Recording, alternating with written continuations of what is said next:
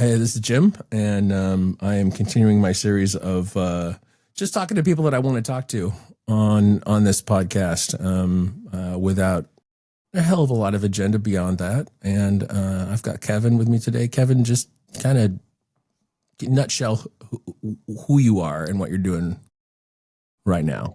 I was tempted to go Mike Myers from So I Married an Axe Murderer. This is me in a nutshell. I'm in a nutshell.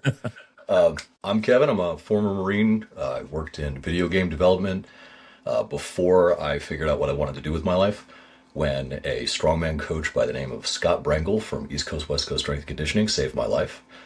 And then I've been, since then, passionately attempting to help folks live longer, better quality lives through incorporating activity, pushing back against the nonsense in the fitness industry, learning my lessons from that, becoming the thing you hate. And now I'm moving forward, attempting to turn my community into a nonprofit organization that will help people everywhere live longer, better quality lives through providing low and no cost resources so that they can do that. Actually, before we jump into all of that, let me ask you the question about low or no. There's always an impulse to be able to provide something at such minimal cost or no cost. But there's also a feeling that if somebody doesn't pay just a little bit for something, like $5 or whatever, they don't value it as much. How do you feel about that? So I think that there are multiple avenues of learning and that there are multiple avenues of investment. I have run into that. Been coaching for about 12 years now, since before I actually left Blizzard Entertainment, which is a funny story. We might get into that. And I did it for free initially. People didn't value it as much. I started to charge. People valued it more.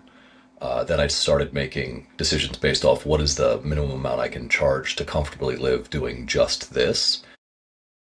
And then with the economy the way that it was at the time, how that fluctuates, it became very quickly apparent that it wasn't an intelligent way to live when, training is one of the first things people are going to cut out in anxious times. So and I also, when you make something your job, you love it less. So I can either have a mission or I can have a job, and I have elected to take a mission, and my job is to work at a nonprofit international preparatory school. So I work with students every day. That pays the bills. That makes me happy. I like those interactions. Going back to answer the question specifically, getting people, and it's usually on a one-on-one basis, to be invested effort-wise, goal-wise, these things can overcome the not valuing it because it's free. But it's also one of those things where if you don't have it and you need it, and you can't afford it, that is the absolute worst reason on the planet. Worst obstacle on the planet. Money should never be the one barrier between you and becoming healthier and getting control of your life and all the other great things that can come from being more physically active. Yeah, no, I would agree with you. I just like one example kind of from my life is, back in the ST days, there was a point at which it became free. And to me, that's when the cohesion started to come apart, because it was too easy to be involved on a casual basis and not be there but before that, when people were paying, there was almost always somebody to train with who was interested in training with you. And people would show up to meets to help out, spot, load, judge. Been there, done that. Yep.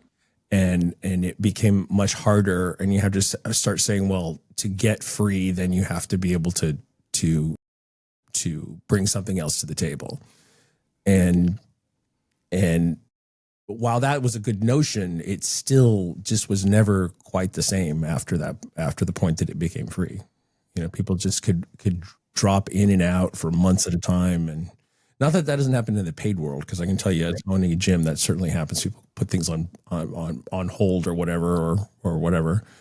But so I think one of the ways that we can get past that, looking at it from a nonprofit community point of view instead of a movement that is also a business sort of thing, is that you can expect people to contribute into other people's lives. So once you build connections between people, there's investment and it's reciprocal. So if I do a Go Fit Yourself challenge, which is one of the things that I intend to do, and I get, I don't know, pulling numbers out of thin air, 100 people to participate in that, they go through that challenge together, they form bonds, they continue to support each other. At the Mhm. end of the day, it doesn't matter if if they have perfect attendance, because very much part of the lesson is falling off the wagon and getting back on. Yeah. If you go through a fitness or a life change, or you change your body and you don't learn how to fail and then get back up and continue to go, you didn't learn all the lessons that you need to in that process. Yeah. I would agree with that. This type of challenge, is it more of a strength and health focus, or is it like, is there a weight loss element that you're So foreseeing? it's community focused. So what the community needs at the time will drive what the challenges are. That's again the beautiful thing about a nonprofit, is that the community owns it, not the person who's driving it, not the person who's making it all work, not the board, not any of the rest of it. The community determines what they need and what they're responsive to. It is my job, and anybody who decides to get on the train and help me, it will be our job to flex to what it is that the community wants to do. Because ultimately, if we can just push the direction into more activity, then so much is going to solve itself. I am not betrothed to a single sport. I don't like bodybuilding. Hmm. It's not my thing. I will never want to be a bodybuilder. But if that is the mechanism through which the most amount of people are going to get involved and start moving forward, then I will have an event that helps them do that. And I will bring in professionals that will judge and monitor and give advice. If it's powerlifting, we'll do that. Short of, competitive cocaine snorting, I'm gonna I'm gonna go with what the community wants, because what I want at the end of the day is a healthier community that is less dependent on medical intervention just to live. Yeah, I think that's and I think that I've been banging this drum a lot lately, and I'm trying to reinforce every time I see somebody say it online that, like, it's not a short term commitment that we're talking about. It's not something that you can do for 12 weeks and then you're done. It's and it runs counter to, like, everything about our food culture, everything about Mm-hmm. our kind of lack of exercise culture. And I haven't personally experienced this, but people complain about, like, oh, I go to a family event and I'm not eating everybody else's food, so I brought my own food because I'm on a particular plan or whatever, and people criticize or make fun of me or whatever. I've never experienced that, but I guess it does happen. And it's just sort of a product of I think it's like guilt and shame on the Yeah, the part of the people who want to complain and want to other people who are just doing it differently. It's like, this is just how I need to do things. This is no criticism of what you're doing. It's just, this is what I need to do for me. that's part of it, but part of it is also, people need to be more accountable about the level of adversity that they allow to be a preventative obstacle in their life. A couple of difficult conversations a year is not a good excuse not to be taking care of yourself, um, frankly. And it's an opportunity, instead of, like, in the one or two times it's ever happened to me where I was making healthy choices, and some well-meaning grandma came over to me and was like, "Oh no, you need to eat this pecan pie. You have to have your second slice." It's like, well, right now I've got this goal that I'm after, and while I really, really enjoyed the little bit that I have, I've really got to stop now. And then sometimes that's planting seeds. My mom was egregiously overweight. My mom was 5'4" and almost 300 pounds until she was 71. Yep, she was walking with a walker. My mom finally got sick of it. I guess, impending thoughts of mortality finally got through, because sometimes that's what it takes. Herschel, you need to go on. Go on, buddy. And she said, "Kevin, I need some help." So we started to work together. Mom is now at 196 pounds as of this morning. Just came back from seeing her. Wow, that is still very heavy for someone who is 5'4". Hmm. She doesn't walk with a walker. She can scoot around at 75 years old, for up to 1.5 miles before she really needs to sit down and rest. She goes to Comic-Con conventions, dresses up, sells crocheted dragons that she made. She's got 110. She's going to a Comic-Con the middle of next month. She will sell all of those crocheted dragons. She's a little hustler now. She's got energy. So it's like, even with an incredibly late start, even with an incredibly high number, she was 271 pounds. The difference can be made once we strip away the excuses that I was talking about, the judgments, and we get the investment. For my mom, it took a fear of death to do it. And unfortunately, that's the level it's going to take for a lot of people. A close call, a family member dying of a heart attack when they're 44 years old, things like that. I think I may have lost track of the topic of conversation. I've begun to ramble. I apologize. No, you're not actually. I think you're very much on point, because it's the issue is like what drives people, and how do you explain it to other folks? And it's like, well, you know what? I feel like that I will not live out my expected lifespan if I do not make these changes in my life. And I hope you understand. I promised my wife that I would live to 105. She came up with that number. I don't know how I'm going to do it, but I'm going to try. So I've got to be a little more on point and a little healthier than other people. My original goal was 97, but now I've got to add another, well, I would hope that all your harm's way days are behind you, and then that's it's more likely that statistically I'm at my best chance of survival right now. Yeah. So I guess let's backtrack into origins. You said you were in the Marines, and what time period was that, and what sort of thing were you facing? So I was in the service for two distinct periods. I joined originally in 2000, and then my second day on my first duty station was 9/11. Things got very difficult. I thought it was a prank at first. I thought they were hazing us. They were not hazing us. It was a bad day. But then I got in 2005 in an attempt to save my first marriage. Spoiler alert, it did not work. And then I went back in 2007. So 2005 to 2007, I was out, and then I went back in. My second period is the impactful period to me, because in the first period, I was just working on aircraft. I mean, it was busy and it was hard, but I wanted to do something, at the time to make me feel more like a man. So I ended up getting a job where I was liaised to the National Security Agency, and we prosecuted the anti-narcotic, anti-human trafficking mission out of Mexico predominantly, but also Central and South America.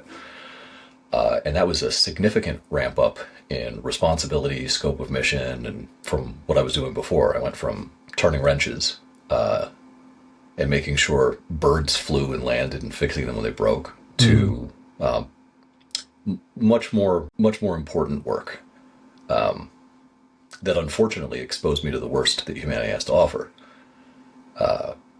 And the reason that my career ended in 2012 wasn't because of, I didn't get, shot by a cartel member or something like that. It was a dumb freak accident that caused permanent nerve damage on the left side of my body. We have this thing in the Marine Corps called McMAP. It's the Marine Corps Martial Arts Program. And we have an hour of sustainment each week that we have to do. I was an uke, which, if you do Aikido or many martial arts, Japanese martial arts, that is the person who the technique is demonstrated on. And we were demonstrating the neck crank, which is a pain compliance maneuver. Not in fancy terms, you grab them by the chin and the back of the head and you turn real hard. And it hurts. So it makes you go in the direction that you're I'm not a small dude. At the time I was 6'3" and 219 pounds. Right now I'm 270. And I went down. The last thing I remember, kind of comically, is when done correctly was the last thing I heard, and I woke up in the hospital. So obviously it was not done correctly. Apparently not. Ruptured C6, C7 in my neck. Yeah, causing permanent damage, nerve damage in my left arm. I have about 30% reduced sensation there. I have difficulty holding on to things or letting go of them, both physically and emotionally. I try to be lighthearted about it because, if we really talk about this, some of it's going to get dark. Yeah. I've got, in addition to that, I have 4 other herniated discs, one in my thoracic spine and 3 in my lumbar spine. And they're fairly large. If you know anything about herniated discs, they range from 8 millimeters to 11 millimeters. So I've got a lot of pressure on my sciatic nerve on the left side. So I have reduced sensation in my left leg as well, and it's quite painful. But because the Marine Corps also took a kidney, yeah, I was a heat casualty. My organs started shutting down, and only one of my kidneys came back online. Um, yeah, that was also during training. Not even a cool story. We didn't bring enough water, and we went into the Buttes in central Texas in the middle of summer when it was like 105 degrees, and I was hospitalized for dehydration. So I can't even take pain meds. So I live every single day in the kind of chronic pain I wouldn't wish on my worst enemy. And that led into me being medically retired and moving on to work at Blizzard Entertainment, which is a video game company. But having this massive, impactful mission that I thought was like doing the world good. In retrospect, maybe not as much as I thought, but this very important mission that only 65 other Marines were doing at the time. I had to take it away, and my purpose and my feeling of capability, I could hardly walk around, all the other stuff caught up with me. And I started not want to be on Earth anymore. Some self-destructive behavior, some destructive behavior that hurt people who didn't deserve it. And I was in a bad place. And that's when I decided I got goaded into attending the Blizzard Boot Camp, which I made fun of the name because I went to Marine Corps recruit training. I promise you, whatever they had, it's got nothing Got on nothing that. on it. Yeah. Nothing. So I show up to this thing and I can hardly move around. And I tell Scott Brangle, who I don't even think Blizzard understood who they hired, one of the very competitive, very well-known middleweight in strongman. He runs California's Strongest Man. Like, this guy rubs elbows with Brian Shaw and Martin Lises and like some really big names because he runs events that they compete at. This dude is doing the boot camps for a video game company. Like, that just boggled my mind. It kind of doesn't track, right? I mean, It doesn't, but he loves doing it. So he holds Blizzard's Strongest Troll every year, where a bunch of us who buy in work out really hard, and then he holds a mini strongman competition to determine who the strongest at Blizzard Entertainment is. And the winningest, I cannot even say I am the winningest person. No, that's Renee Coiter. Equal size to me, very big, very athletic dude. Just kept winning over and over and over again, and God bless him. We have been in a quiet competition ever since. I know we follow each other on Facebook only to see where our lifts are at right now so that we can compare. Because we've never like chilled and hung out. We're friendly, but it has always been about like, okay, how much you squatting right now? How much you deadlifting? But that saved my life because I went to him and I said, make a long story short, I went to him and said, hey, I'd like to do some pressing. I really can't do anything with my lower body. I've got this problem. I've got that problem. And bless his heart, he's old school. He literally looked at me and said, fuck that, come here. And he grabbed me by the ear, literally, again. And he drugged me over to the squat rack and he assessed my form. And in 3 years, I went from not being able to complete one single body weight squat to squatting over 400 pounds at the time. I've squatted 540 now as a disabled person. I've overhead pressed 255, strict press. I've bench pressed 425. 415 for a pause. I'm still working on a 600-pound deadlift, but for a guy who's can only feel half of his body and has got significant spine damage, this man saved my life. He gave me a purpose. He let me come and do camps with him when things got especially hard and I was no longer in a position to afford the training. He let me train for free.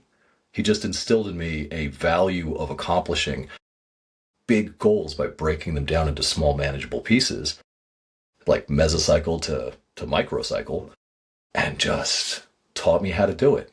And he gave me such a love for it that I wanted to give that feeling to other people. And that is the feeling that I have been chasing ever since.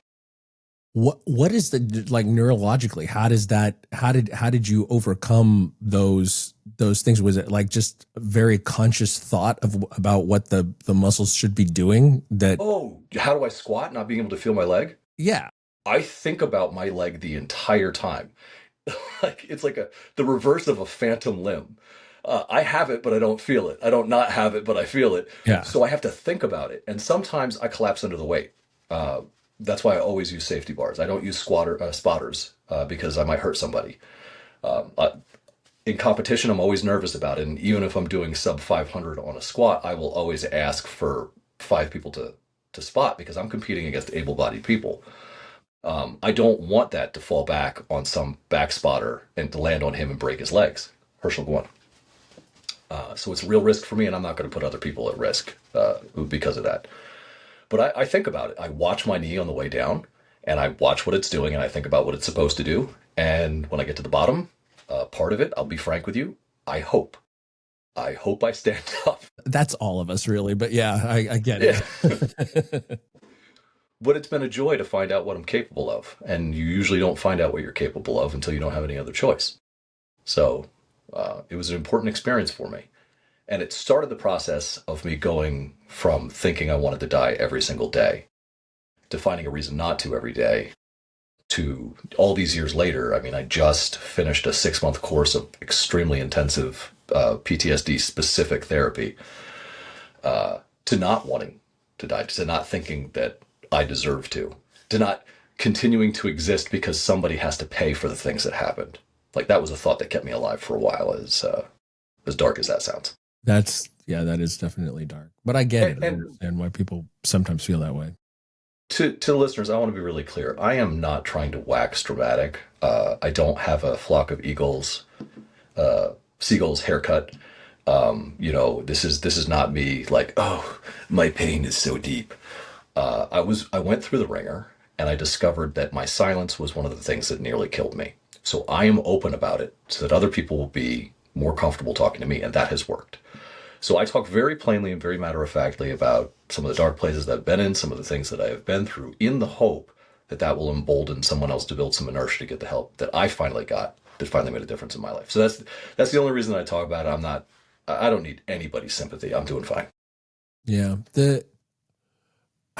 I think that people don't understand how prevalent PTSD is, and that it's really a spectrum. That's a thing. Like I didn't really understand it until my best friend passed away, and I was like, I was there with him like immediately before, and then after he died of cancer, and just interactions with his family. I just kept reliving over and over and over again, and I still can if I think about it too much. And those are not, I mean, they were traumatic, but it wasn't like I was on a battlefield. Nobody was shooting at me. I wasn't, I was in a military hospital, but I was not in the military. And it being 6 months, awful, really awful. And then both my parents died. And so it's sort of a distraction. It was like, and I didn't have as much PTSD with them as I did with my best friend dying. But I never really thought about being a candidate for that before. And just as an aside, I've recently been reading about people who do not think visually. So like if you say apple, they don't picture an apple in their mind. They may have some other sensation associated with it, but they don't get a visual image. And apparently those people are less prone to PTSD because they don't replicate what has happened to them in their mind. Makes perfect sense. Yeah, it does. It does. Yeah, I was shocked. And then, but at the same time, like, oh, light bulb moment with that. It's a rough one. Yeah. And it is a spectrum. I've served with folks who were not exposed to any of the things that I was, that are not doing as well as I am because we have different weak points. Sometimes for some folks, I know a lot of folks that this applies to, it is the sense of pressure, even if nothing ever happened, that erodes away at their resilience. And then they end up having a perpetual anxiety response. They become hypervigilant. They become agoraphobic. It's rough. The world sucks. And it sucks a lot more acutely than the average person, particularly in this country, is aware of. There are some really ugly and hard truths out there. And I used to say, and I don't know if I still believe it entirely, but I used to say, To experience those things will cost you one of two things, your sanity or your soul. You have to choose. And I chose to keep my soul, and I lost my sanity. Whereas some people are like, no, this is fine. This is okay. This is just the way the world is. I think they lost their soul, because there's no way you should be able to look at that level of human suffering, brutality, atrocity, and not be moved. I don't think that's a normal response.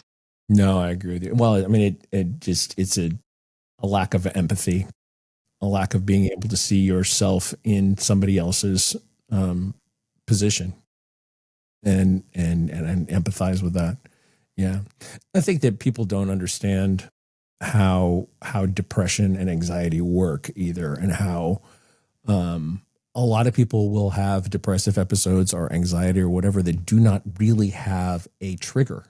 It just happens. It just happens. Yeah. Mm-hmm. Yeah. People, it's something that people don't really get. They expect this, like, oh, and like, I'm sure that everyone on the outside of your life, as you have gone through these difficult times, look at you and don't understand, like, well, this guy seems like he's got his shit together, and he seems like, because I mean, you have a very, like, kind of squared away, commanding presence, not just because you're a big guy, but because you just seem very level, and people don't understand that there's just a lot more going on inside that you don't have control over. Yeah, it's a lot of internal screaming and outward calm. That's like one of the early steps of getting your shit together, because it wasn't even always that good. Now I actually experience the calm that I portray, whereas up until a year and a half ago, that was definitely not the case. Sometimes people think that I'm unfriendly in public. It's just that I am experiencing every single stimulus. The light feels like it's pressure on my skin. The sound feels like it's beating me up. And then people want me to smile and be friendly. And I try. I got a pretty good mask, but it's difficult.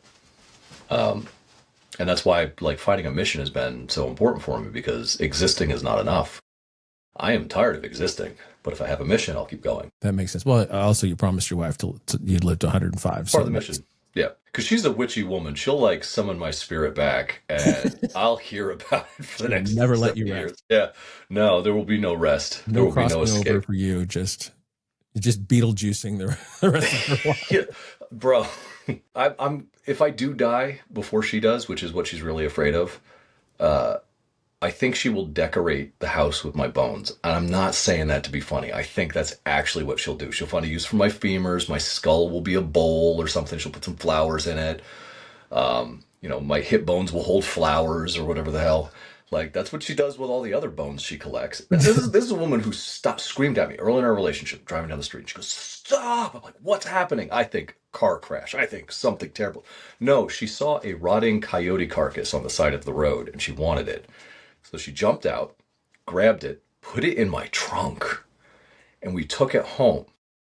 And to this day, 8 years later, I keep trash bags, rubber gloves, and some various tools in the trunk in case that happens again. And I know if I ever get pulled over, a cop's going to think I'm a serial murderer. It's just for the roadkill, dude.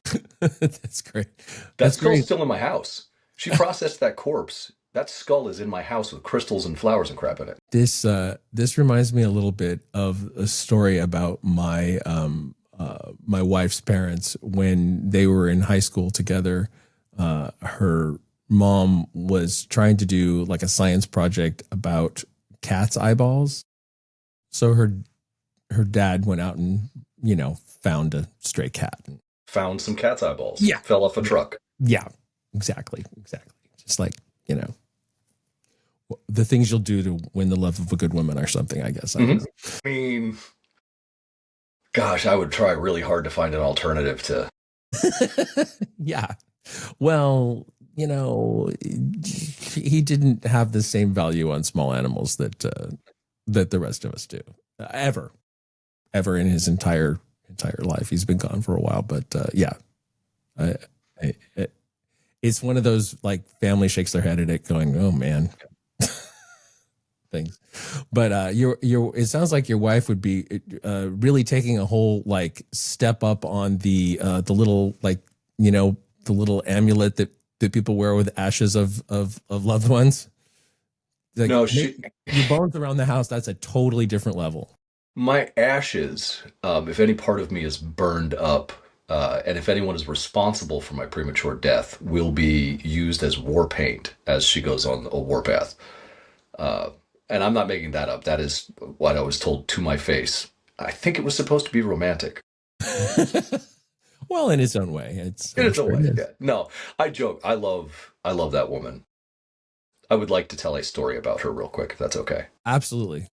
All right. So a couple of years ago, November, actually, we're coming up on the 3-year anniversary of it. There was a domestic dispute up the street from my old apartment. And I talked about it a little bit. Not too specifically, I released a couple of videos saying, hey, I almost got shot last night, and this is how I'm dealing with it.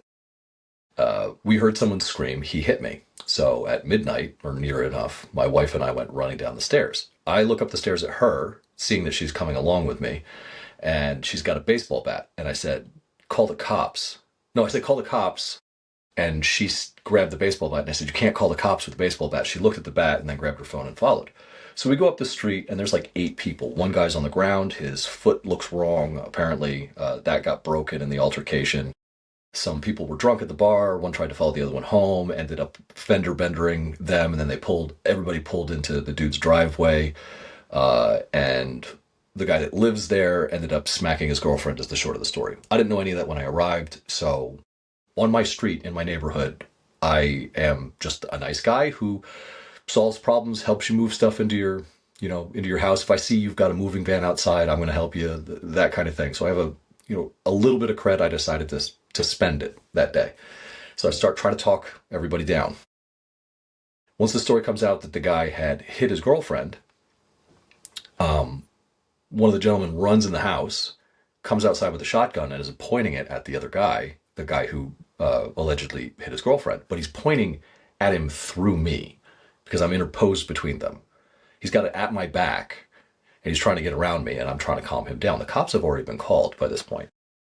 In response, the drunk guy goes in the back of his car and he pulls out a Glock 19. I recognize it. I've seen lots of them. And he racks it and he starts pointing at the other guy, also, once again, through me. So I'm standing between 2 angry, inebriated people with guns, and I'm trying to talk them down. So I'm staying calm, and I look at my wife. Any other person, let alone a woman, who is only armed with a baseball bat that I know would have got the fuck out of Dodge. I look over at her, and she is like hunched down, looking at me intently like a hound dog. She's waiting for me to say sick 'em, because she's going to attempt to fight 2 guys with guns with a baseball bat. That is my wife. That is who my wife is. That is how down she is.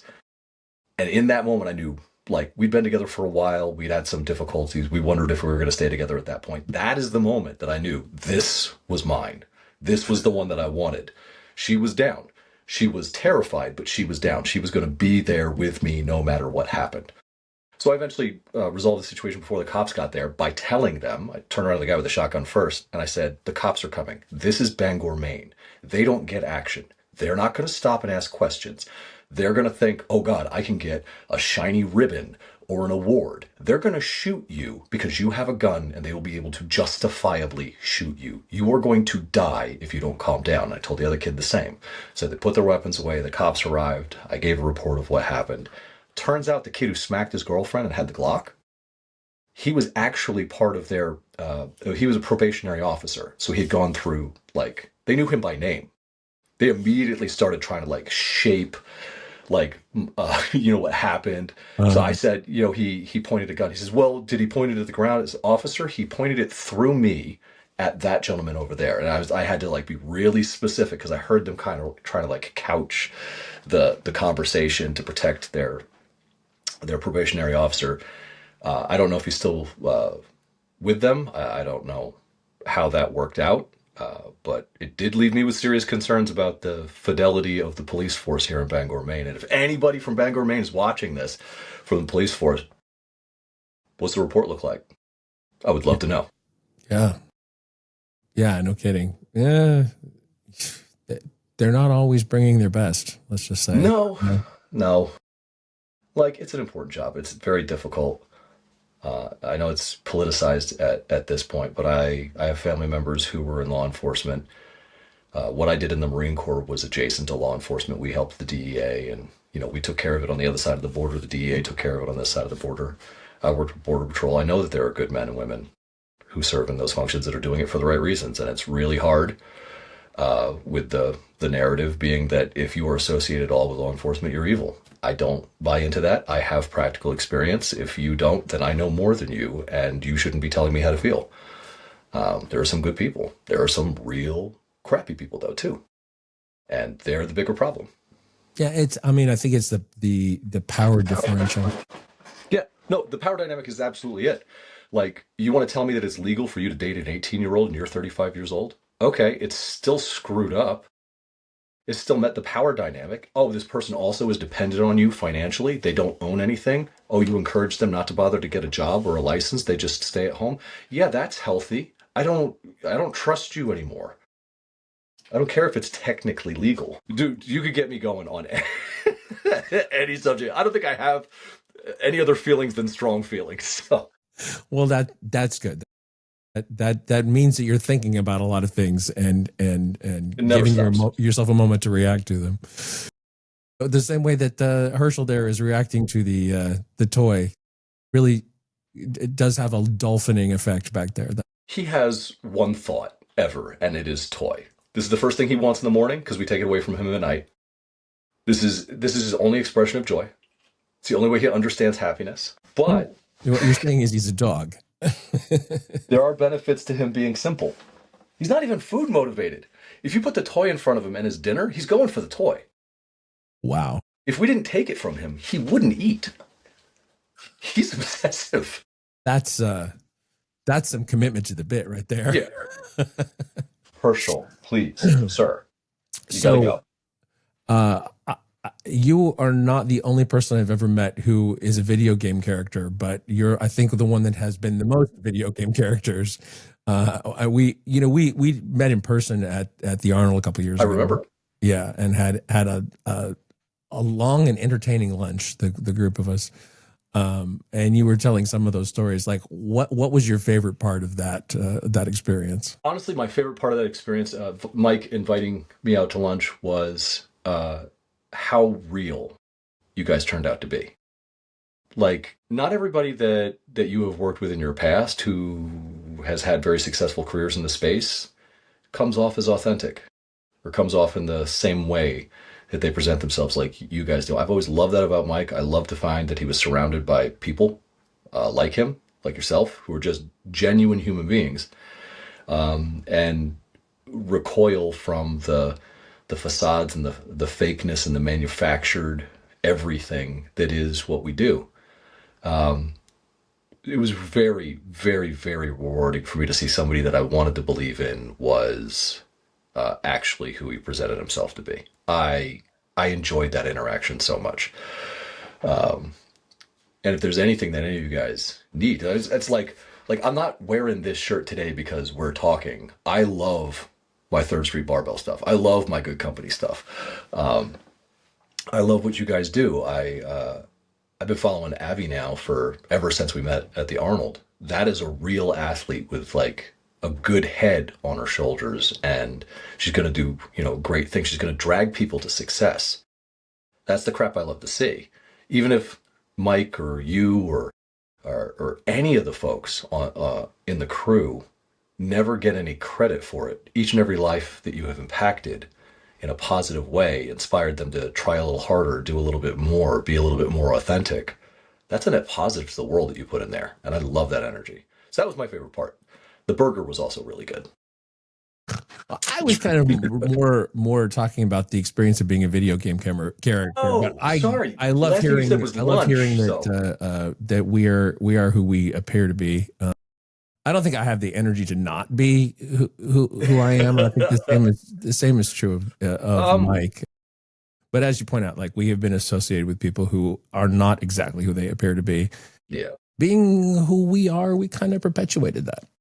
Not in ourselves, but we platformed it, let's just say. And no.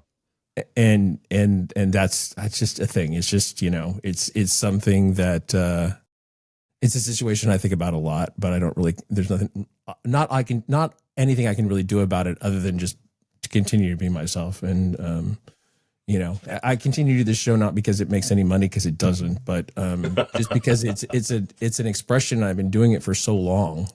It's like I don't know where the stopping point is. I mean, this show is it's coming part up of your on process. this show is coming up on 500 episodes, and it's like, well, that could be a natural stopping point, especially since I'm holding down the fort by myself. But I'm actually enjoying these conversations so much that I will probably keep going, even if like I've experienced a couple of periods where I just needed to not do a show that week. Yeah. I was busy or whatever, and before it was like I had somebody that we could just pull in and just talk about whatever, and that's the show. And this takes more effort than that. But like I said, I'm enjoying it, and I'm very carefully picking people that I think will be that I'll have good conversations with, and I will want to know what they have to say.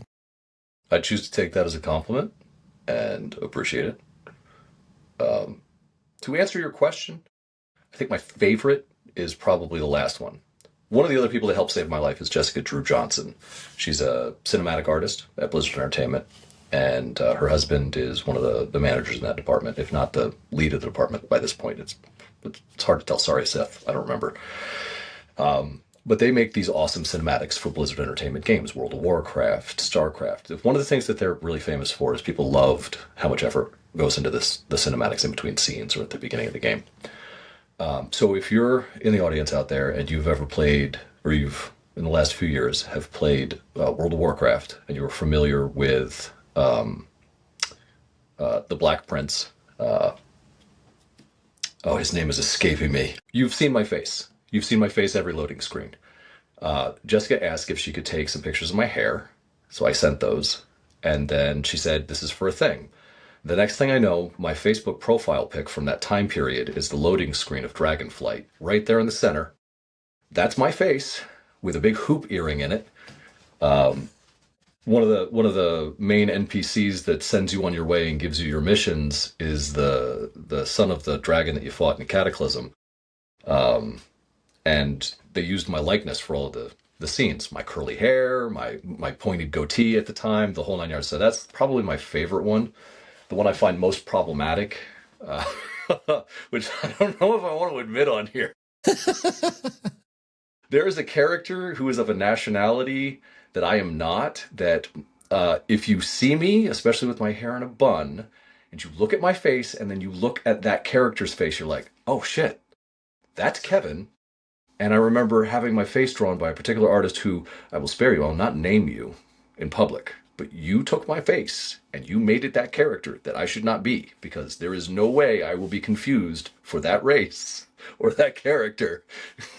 I'm Scots, Irish, and German. If I say any more, it'll be very obvious what I'm talking about. But, I told you guys, mostly in confidence.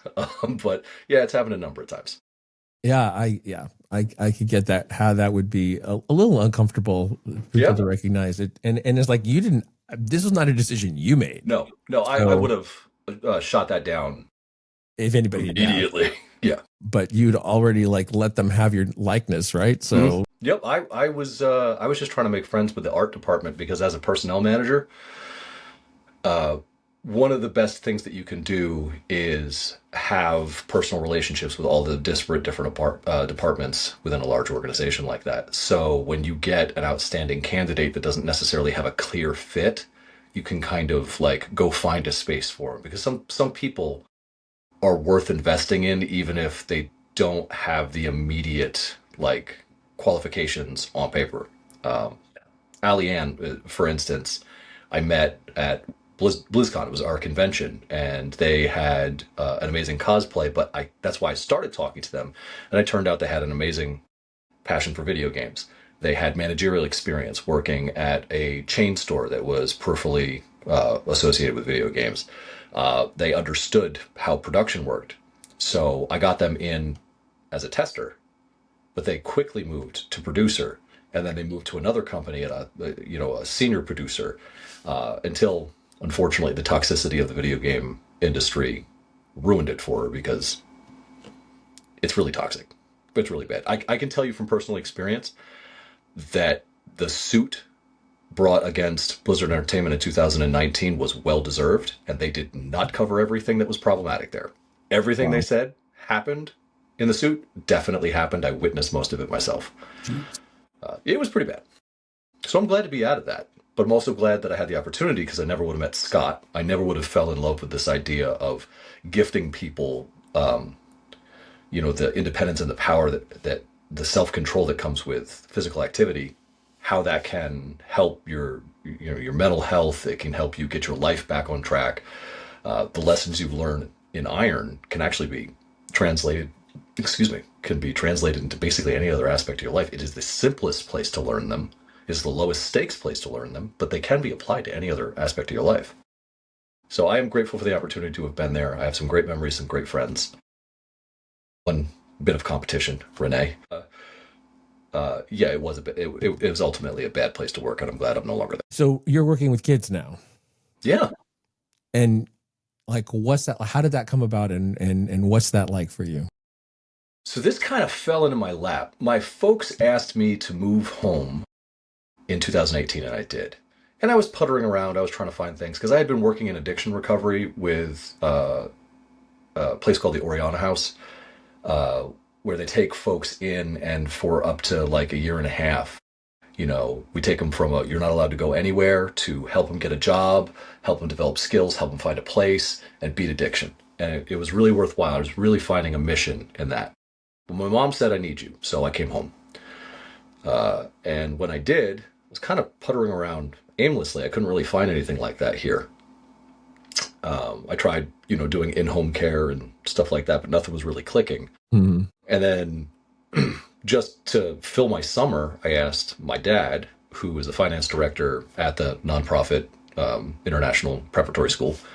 And he said, well, there's a bunch of stuff that I need help with. Everybody wears so many hats, to get it done. My pop is HR, finance director, and until very recently was the interim head of school on top of all of his other responsibilities.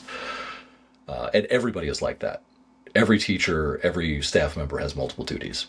So I came in and I started renovating the classrooms, basic skills that I got. I started doing some minor electrical work, and then I helped my wife prepare the dorms for the new kids to come in. And then that turned into, there was a whole group of kids, and I'm doing it again this year. There was a whole group of kids that live out on a peninsula that can't get to the school because we can't afford to pay $130,000 for a single bus to make 2 trips a day. Mm. And every year they add $12,000 to $15,000 onto it. It just got too expensive. We got a couple of vans, and I go pick them up. And that is about 6 hours of driving total. That is 4 hours of driving total this year. Originally, when I was doing both sites, it was 6 to 8 hours driving every day. And then I moved into coaching 5 nights a week. That's what I'm doing this year. I predominantly coach the international students and the high potential athletic students. Athletics is not important at our school. It is the lessons that you can learn in like responsibility, teamwork, overcoming adversity. Those are the things that matter. But we don't have like a state competitive, like we don't have a class A anything. Mm-hmm. Right, because what we're getting is academically inclined students who also have an interest in field hockey or soccer, etc. So our football team is undefeated, and they're going into the playoffs, but they're Class D. So, like, we don't even have a 53-person team. Oh, okay. we got guys playing both ways. Not a lot of subbing going on there. No. Not it's fresh off the bench, not so Yeah. much. Yeah. Our quarterback is also a cornerback. One of the boys who lives with me, because I house 3 of the students, one of the boys who lives with me plays JV and varsity, and he plays both ways on JV and varsity. Oh my goodness. Yeah, he's the nose tackle and he's the left tackle in both. So, yeah, it's rough, but I love it. We take the kids who really want to learn, and I get fresh minds. I get receptive people. And the two communities that I have found you can affect the most with incorporating intelligent, physical activity is young kids and old folks. Those are the two communities that you make the biggest impact. If you want to make money, work with athletes. Cool, do you. That's not for me. I want to make people's lives better. I want to see the impact. James Lehman lost over 100 pounds, and his doctor, not me, I would never say this, his doctor said, you don't need testosterone treatments anymore. You've brought your weight into a range where that's recovered. My friend Tessa, who I've known for many, many, many years, we got her weight down to the point, her activity up where she no longer needed to take insulin. Her doctor took her off. Again, I would never, ever suggest anything like that. That's the kind of impact that I love. My mom, that I told you about when we were in the green room, her going from 271 pounds to 196, which is still very overweight, but she doesn't need a walker anymore. She's independent. She can go grocery shop for herself if she wanted to. She goes to comic book conventions. That's the shit I want to do. That's the stuff that makes you want to live another day. You know what I'm talking about? Yeah. Yeah. Especially in the context of everything you said, that totally makes sense. How that would feed your soul. Dude, I need a mission. I think I finally found it. I got so frustrated with the just drivel going on in the fitness industry. Everybody should know none of these guys are perfect. So it's not like I'm upset that Mike Israetel or Jeff Nippard are getting drugged down or drugged through the mud. You put yourself out there, this is one of the consequences. But nobody is perfect. There's this idea that to hyper scrutinize small mistakes and turn them into just endless streams of content that's largely disingenuous, especially when the people who are making that call out content are guilty of the very same things that they're calling out. Mm-hmm. I haven't published it, I'm not going to. I did a whole angry rant response. It was like, hey, I took one of the videos of this guy who's calling out that guy, and I'm going to show in his video everything that he accused that guy of doing, that he has also done this same thing. We need to think critically. We need to treat these people, not as idols, not as infallible sources of information. We should be thinking for ourselves. I was so mad about it, and then I felt really crappy after I finished making it. I was like, oh yeah, this is why I stopped making call-out content. This is why I stopped that. I don't want to feel this way all the time. So I decided to just move in a positive direction instead. I decided to take my community that, I've been nudging along and not really doing much with, and we're going to become a nonprofit organization dedicated to legitimately helping people. Not to distinguish myself or act like I'm some sort of saint. Because, Jim, I got to tell you, I am not a great person. I got called a great person today. I am not a great person. I am not a particularly good person. I'm not even a reformed asshole. I am an asshole in remission. Right? So, the danger of the asshole coming back is real, and I've got to be on guard for it. And I've got a lifetime of mistakes and debt that I will spend the rest of my life, trying to fix, and it will never quite be enough, and that's okay. But I need to do the work. So, I'm just trying to do something good. I don't think I'm better than these people. I just think I'm making a better decision right now. Yeah. Well, I have a hard time seeing you as the asshole. I could see how people would be intimidated just looking at you without you being an asshole. But I don't know. People describe themselves sometimes that way, and their vision of themselves is not exactly what other people would see from the outside, or even I don't know what your dark moments look like when you're interacting with somebody and you feel like you're being an asshole. I don't know what that looks like.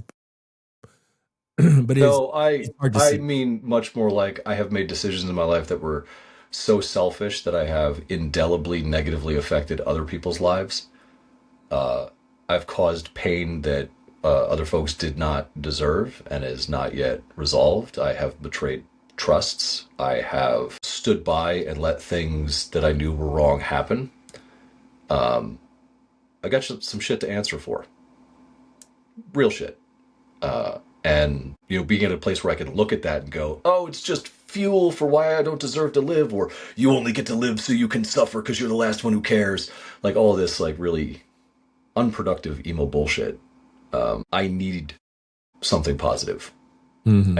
I need to be the person that I allowed everybody to think I was by being, I did good things, man.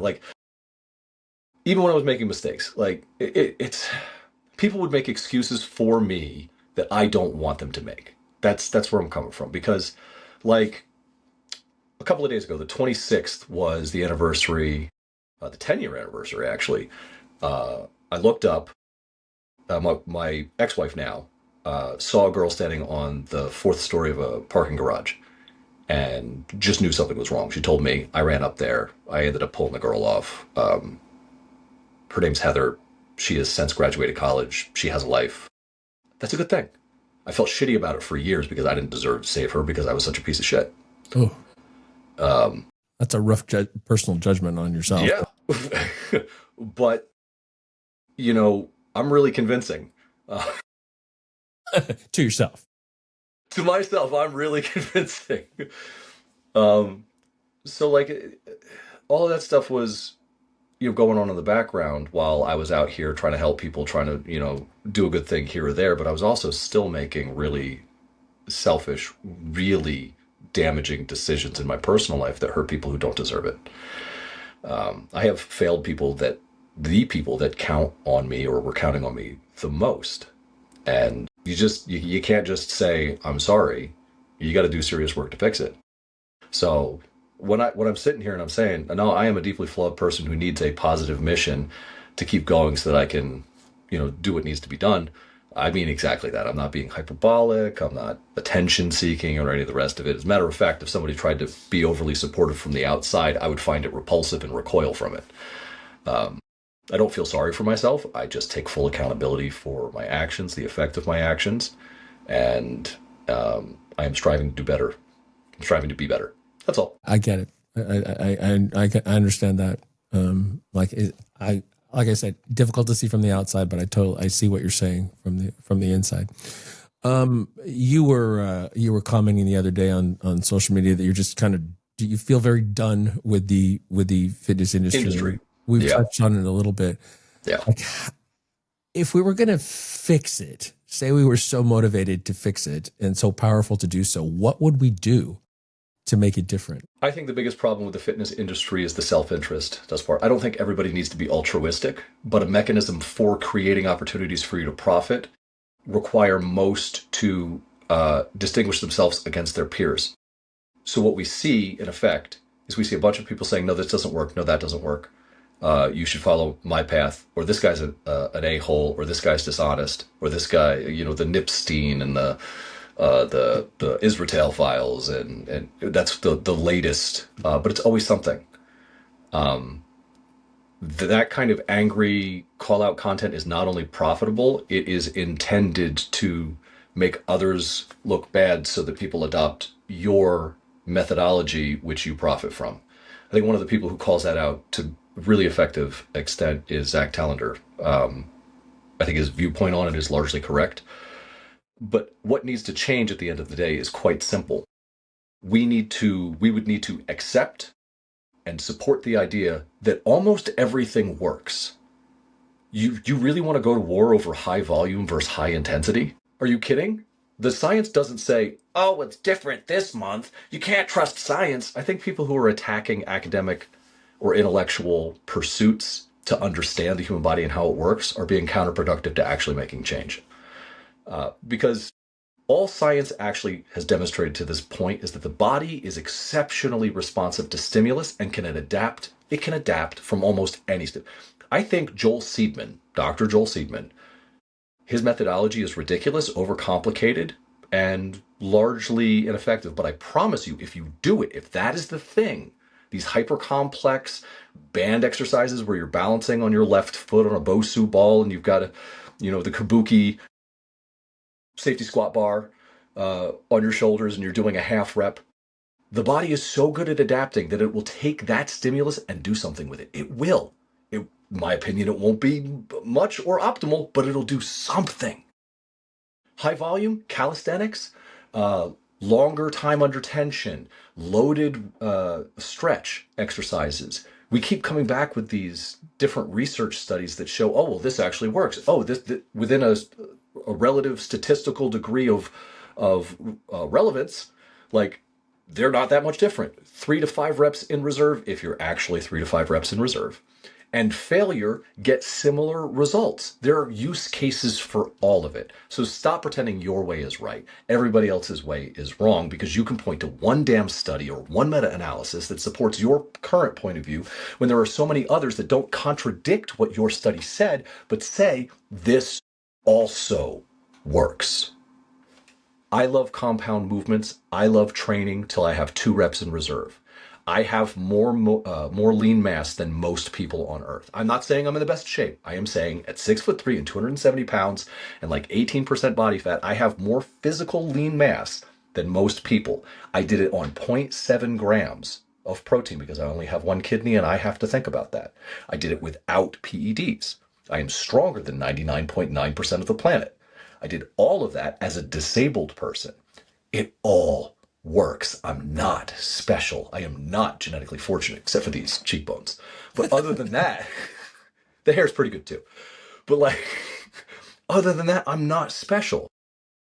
And we don't need to drag everybody else's ideas down. Even Naughty Aguilar, who is just one of the most toxic people as far as calling others out and saying that other methodologies are especially injurious, the functional patterns guy, even that, to me, nonsense, the weird movements will do something.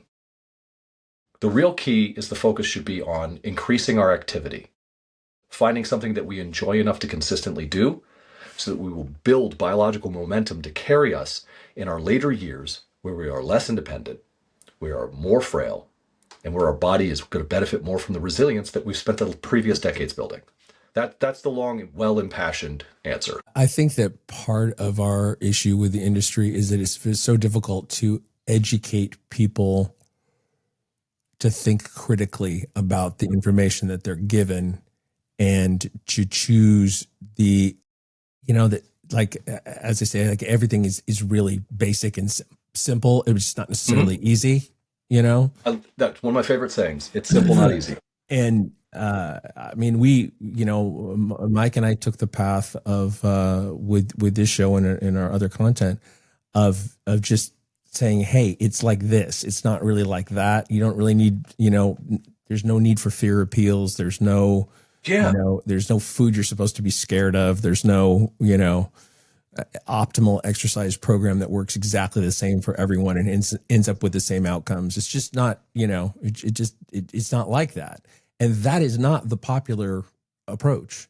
It's becoming more popular as there are more influencers who are some of it it's call out and some of it is just informational. I've known Lane Norton for a long time, and that's immediately who I was thinking of. And some people are bothered by the kind of call outs that he does, but most of the time he's on point. And his are so mild. Yeah. In comparison? Yeah. Dear God, he'll push back and he'll do it to comedic effect. And he's actually got a softer touch than he used to. He used to be more aggressive about it. I remember when he was calling out Jason Blaha, who is probably one of the most troubled and problematic individuals that our industry has ever seen.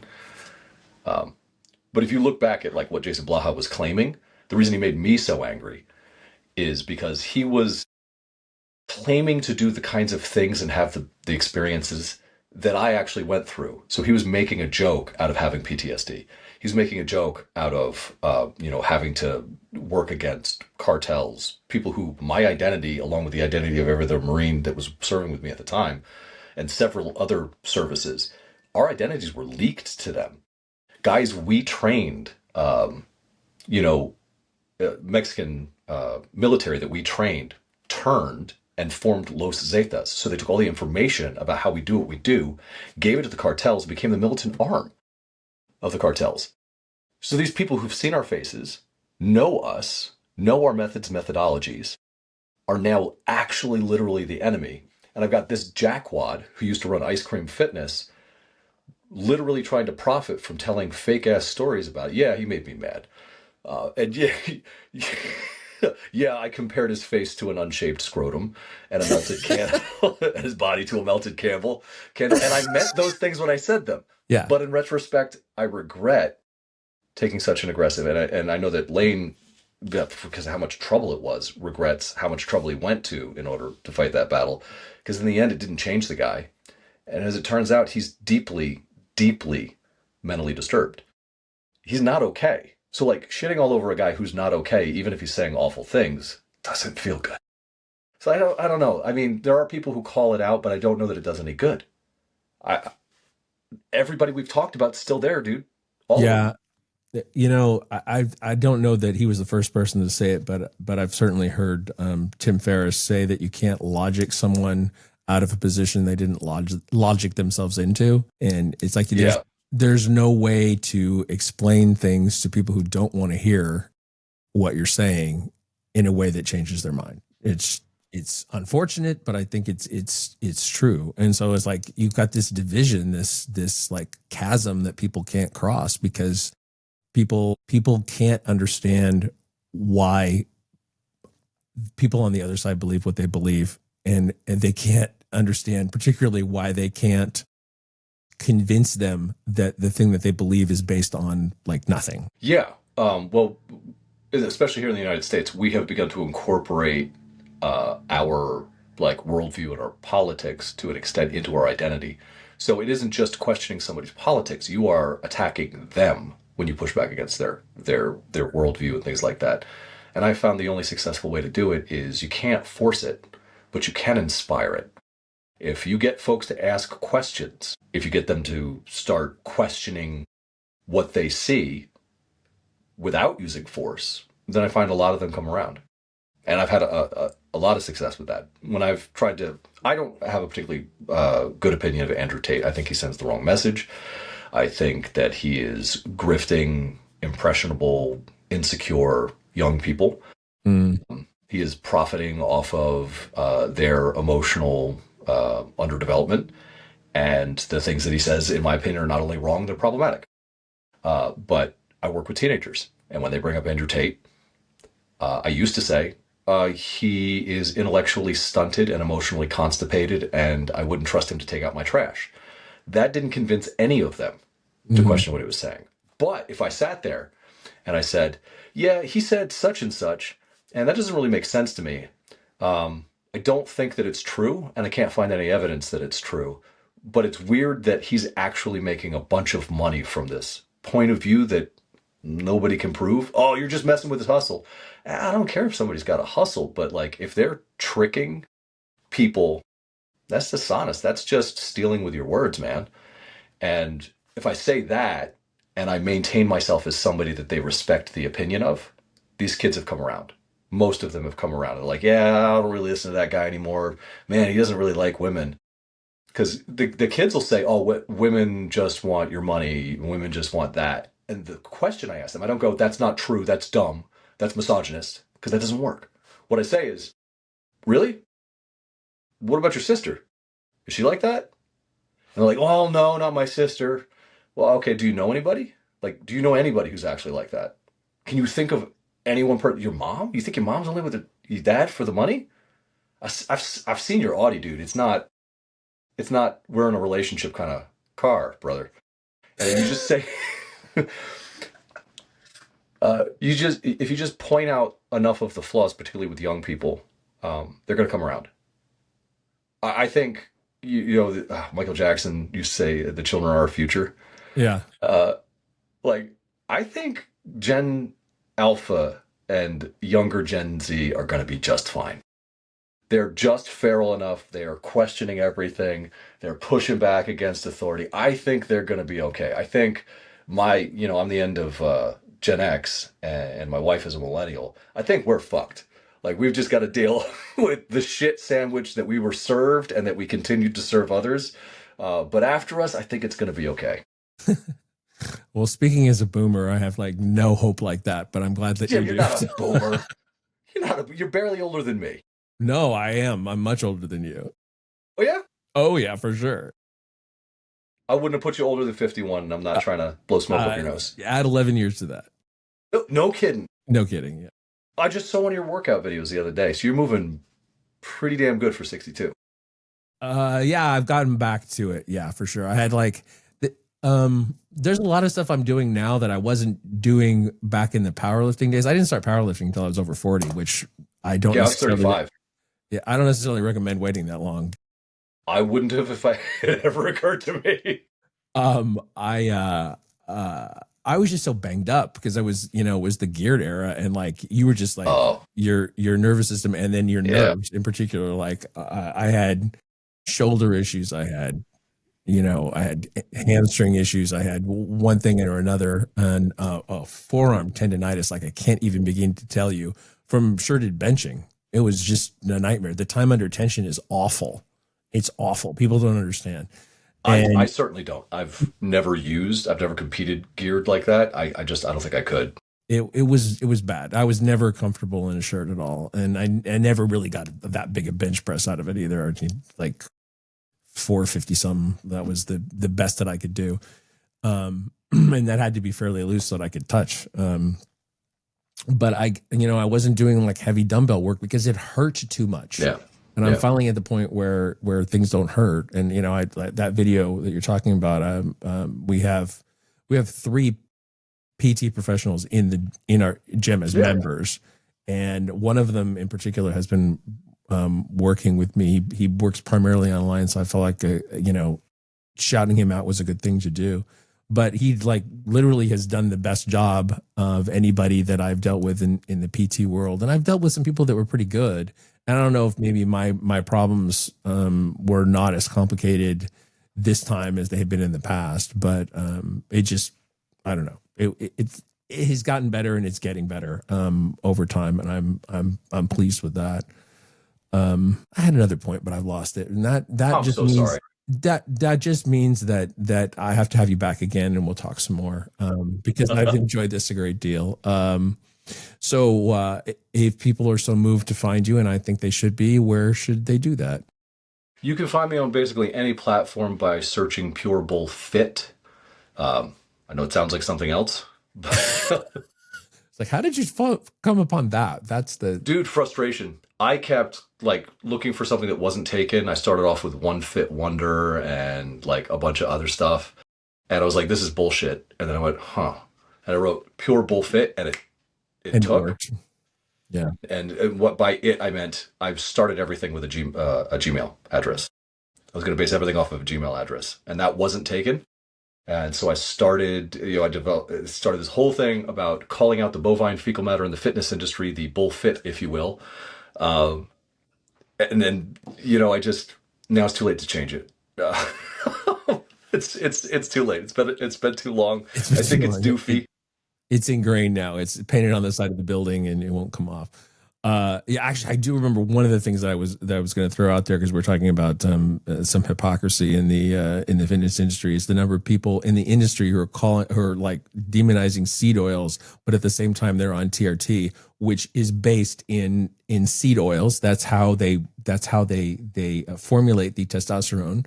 It's grapeseed oil or cottonseed oil. It's seed oil, and you're injecting it in your body. And could that possibly be any more direct into your system, other than just like eating it and having things destroyed in your gastric juices? I mean, like, what?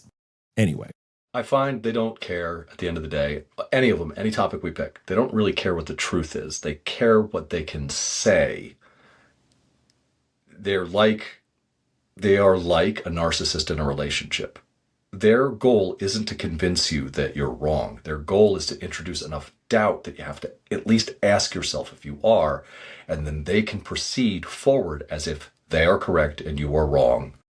And because you have that doubt, because you have that question, that keeps you enough on your heels so they can continue to control you, or in the instance of the fitness industry, they can continue to line their pockets because you're willing to try anything. Because you're afraid, because everybody dies, and that's a terrible thought. I want to live as long as possible. But I also want to be able to solve all of it in 12 weeks. Oh, you have a program for that? It's just $999. You know what? I'm worth $999. Yeah. That's the industry in a nutshell. Yeah. No, I agree. That was a bad joke. I'm sorry.